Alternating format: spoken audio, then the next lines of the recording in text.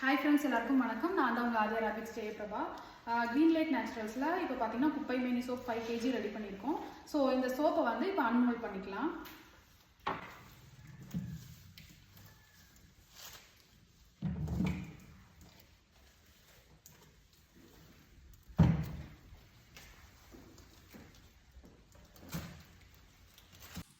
So இப்போ இதை வந்து அன்மோல்ட் பண்ணிட்டோம்.